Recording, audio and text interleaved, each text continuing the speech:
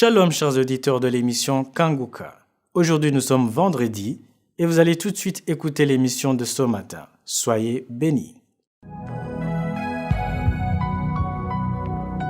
Shalom chers auditeurs de l'émission Kanguka, mon nom est Chris Nikomana. Aujourd'hui nous sommes vendredi. Je me sens guidé par le Saint-Esprit pour qu'on partage aujourd'hui sur la parole qui est dans Philippiens chapitre 3 verset 20. C'est un verset qui nous montre clairement que ceux qui croient en Jésus-Christ, si tu es un enfant de Dieu, tu as accepté Jésus comme ton Seigneur et ton Sauveur, la parole de Dieu te dit que chez toi ce n'est pas ici sur la terre, chez toi c'est au ciel. Le verset dit, mais notre cité à nous est dans les cieux où nous attendons aussi comme Sauveur le Seigneur Jésus-Christ. Vous voyez qu'on parle de notre cité, c'est-à-dire notre domicile, ce n'est pas ici. Oui, nous sommes ici, oui, nous vivons ici, oui, nous travaillons ici, mais la parole de Dieu nous montre que nous devons nous comporter comme des pèlerins, que la résidence ici sur la terre est temporaire. Comme je vous le dis souvent, nous avons une mission. Jésus-Christ, c'est notre Seigneur, c'est notre patron, c'est notre roi. Il nous a donné une mission ici sur la terre. Nous sommes censés être ses ambassadeurs. Ici, je m'adresse à ceux qui ont accepté Jésus comme le Seigneur et Sauveur. Si tu es sauvé, sache que ici, c'est pas chez toi. Même toi qui vis dans le monde, toi qui vis dans le péché, il faut que tu saches que tu vas quitter cette terre un jour. Tu ne vas pas vivre ici éternellement. Personne ne va vivre ici éternellement. Vous qui êtes sauvés, vous qui avez accepté Jésus comme votre Seigneur et Sauveur, vous êtes comme des expatriés ici sur la terre. Dans chaque pays, il y a des expatriés, c'est-à-dire des fonctionnaires qui sont envoyés par leur pays pour le représenter dans un autre pays. Par exemple, au Congo, il y a des expatriés qui sont français, qui sont américains, mais ils sont là, ils vivent au Congo, mais ce n'est pas chez eux. Par exemple, un expatrié français, il sait que chez lui, c'est en France. Et s'il y a un problème d'insécurité au Congo, le président français va rappeler les expatriés français, il va leur demander de quitter le pays pour leur sécurité. Parfois même, quand il y a une crise, on leur montre les zones où il faut aller, où il ne faut pas aller. On les limite. Ça dit qu'ils dépendent totalement de leur chef. Et toi qui es sauvé, ta mission ici sur la terre, c'est d'annoncer Jésus-Christ, c'est de témoigner pour lui, c'est de donner l'image de Jésus et de gagner des âmes pour lui. C'est ça notre mission. Normalement, quelqu'un qui a déjà reçu Jésus-Christ, il ne doit pas se comporter n'importe comment. Tu ne dois pas aller n'importe où. Comme les expatriés sont limités, il y a des zones dangereuses, ce qu'on appelle les zones rouges. Il y a des endroits où il ne faut pas aller. Et toi qui es sauvé, il y a des endroits où tu ne peux pas aller. Tu ne peux pas aller passer des nuits dans des boîtes de nuit si tu es né de nouveau, tu es une nouvelle créature. Pourquoi? Parce que tu dépends de ton chef Jésus. Tu vas là où il veut que tu ailles. Tu peux pas aller dans des endroits où se pratique le péché, sauf si tu y vas pour prêcher l'évangile. Si tu as déjà reçu Jésus dans ta vie, tu es une nouvelle créature, il y a des choses que tu ne peux pas faire. Il faut savoir que ta vie ici est temporaire. Tu as une mission et quand la mission sera finie, tu vas rentrer chez toi. C'est pour ça que quand quelqu'un meurt, alors qu'il est sauvé, qu'il a accepté Jésus, on dit qu'il est mort, mais il n'est pas mort. Il est rentré, il est retourné chez lui. C'est pour cela que quand Lazare était mort, Jésus a dit, il dort. Quelqu'un qui est sauvé ne meurt pas. Tu meurs physiquement, mais tu vas continuer de vivre. Rappelez-vous de l'histoire du pauvre Lazare et l'homme riche. L'histoire se trouve dans Luc chapitre 16. Au verset 22, Jésus a parlé de la mort du riche et de la mort du pauvre. Au verset 22, il a dit, le pauvre mourut et il fut porté par les anges dans le sein d'Abraham. Et le riche mourut aussi et il fut enseveli. On voit deux choses. Le premier est mort, c'est-à-dire le pauvre est mort, il a été porté par des anges dans le sein d'Abraham. Mais quand le riche est mort, on ne parle pas d'ange. On parle de l'enterrement. Il a été enterré. Il a été enseveli. Mais le pauvre a été porté par les anges. Vous voyez la différence? Tu as peut-être beaucoup d'argent, tu fais tout ce que tu veux, tu satisfais la chair comme tu veux, mais quand tu mourras, il n'y aura pas d'anges qui vont te porter et tu seras enseveli et ton âme ira dans la gêne. À quoi ça sert de se réjouir sur la terre, mais pour plus tard perdre son âme? C'est ton âme qui a de la valeur. Satan te dit des mensonges. Il faut pas écouter le diable. Le diable te montre le plaisir pour une courte durée. Tu peux te réjouir maintenant, mais l'important c'est l'éternité. Où est-ce que tu vas passer l'éternité? À toute personne qui m'écoute maintenant, tu devrais recevoir Jésus si tu n'as pas encore reçu. Si tu vis dans le péché, dans le mensonge, dans la fornication, dans l'adultère, c'est le moment de te repentir. Peu importe le nombre d'enfants que tu as tués par avortement, tu peux te repentir et Jésus va te pardonner et tu seras considéré comme si tu n'as rien fait. Tout sera pardonné et tu vas être une nouvelle créature. C'est à toi de décider. Si tu veux vraiment accepter Jésus, appelle au plus 257 76 57 79 65. Si tu résides aux États-Unis ou au Canada, tu peux appeler au 613 462 93 52. Ce n'est pas par hasard que tu as écouté son message. N'endurcis pas ton cœur.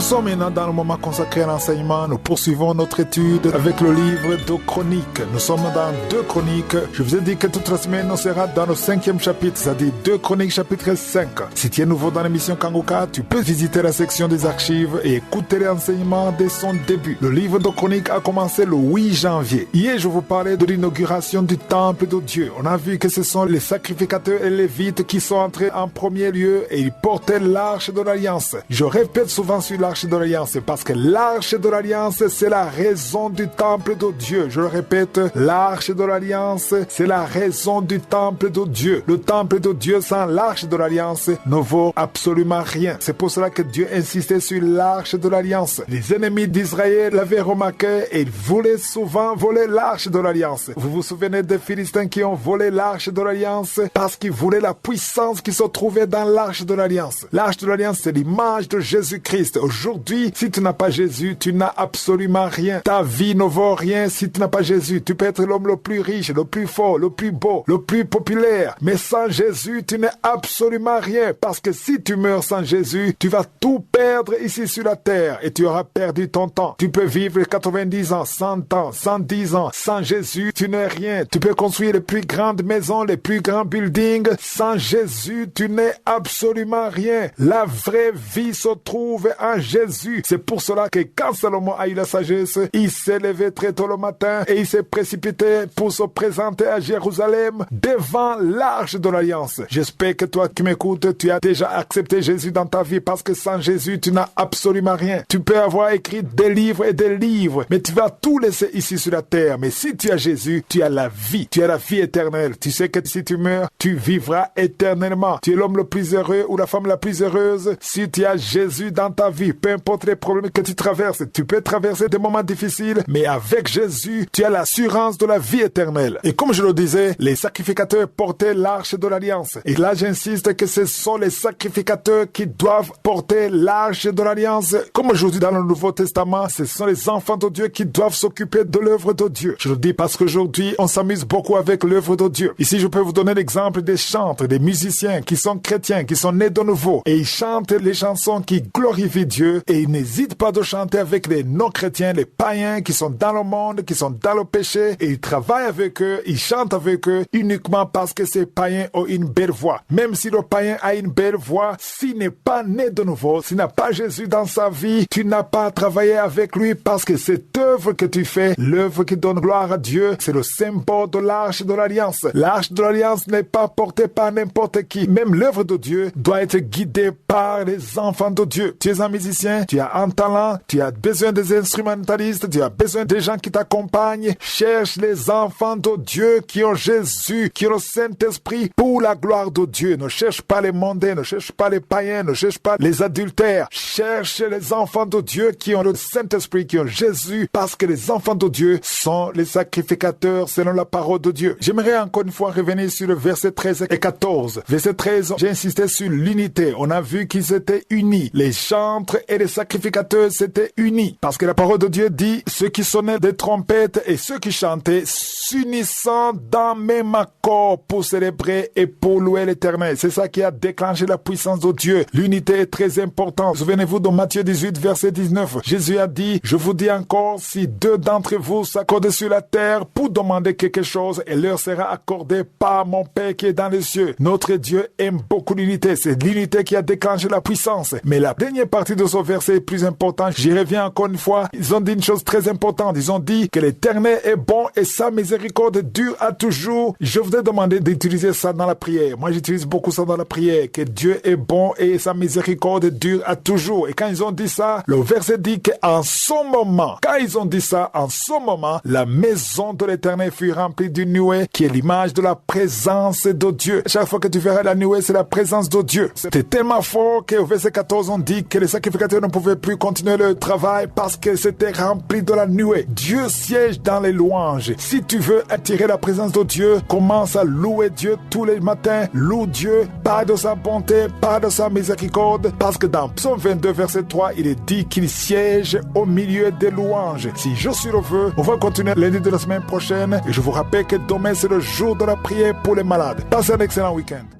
J'espère que vous avez été édifiés. N'oubliez pas de cliquer sur la cloche afin d'être averti chaque fois qu'une nouvelle émission est postée. Soyez abondamment bénis.